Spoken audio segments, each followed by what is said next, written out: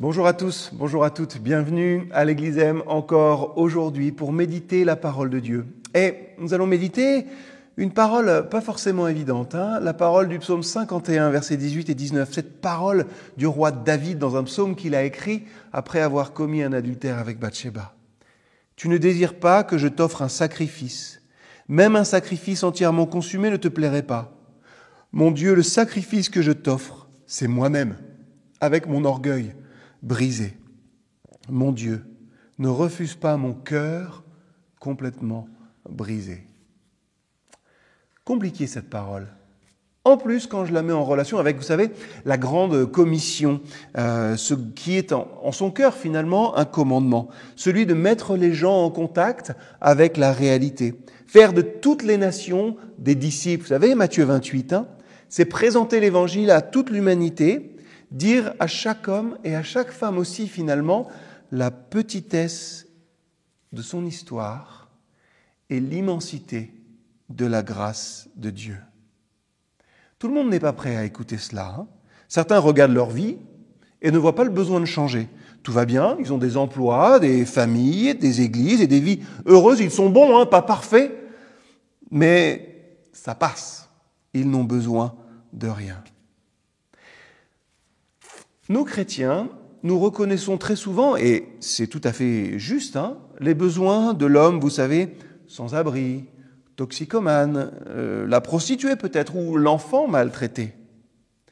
Mais parfois, nous oublions ceux qui semblent moins désespérés, l'avocat, l'enseignant ou la mère des enfants qui est là au sein de notre communauté. Néanmoins, notre rôle à tous et à toutes est de montrer Dieu à chacun.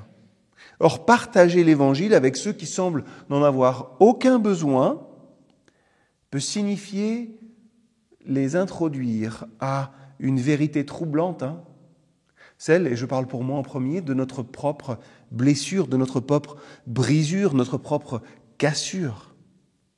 Mais pour faire cela, il faut reconnaître déjà dans notre vie cette cassure. C'est difficile à accepter pour ceux et celles d'entre nous qui sommes caractérisés par quand même un peu parfois la complaisance et l'idée de se dire tout va bien finalement dans ma vie, je vais bien.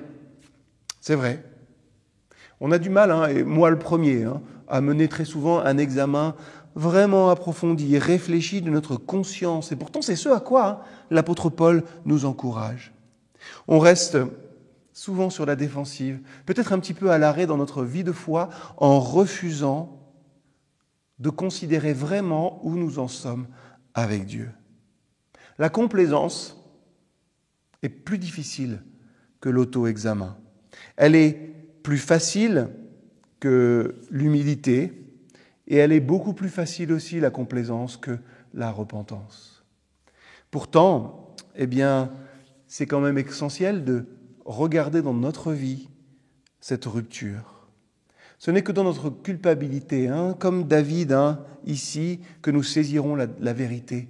Nous dépendons de Dieu parce que nous ne pouvons pas compter sur nous-mêmes.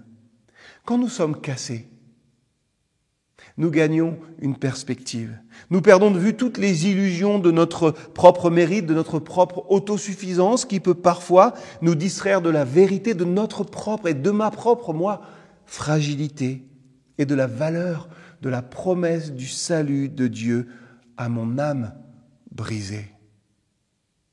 La prière pour nous aujourd'hui, et le travail peut-être pour chacun d'entre nous, c'est d'arrêter la complaisance et de regarder où nous en sommes vraiment avec Dieu.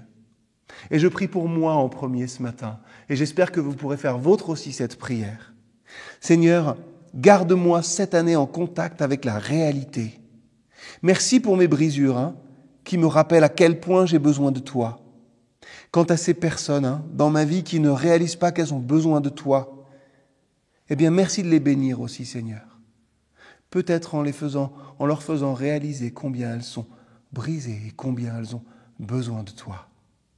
Merci, Seigneur, pour ton amour pour chacun et chacune d'entre nous. Amen.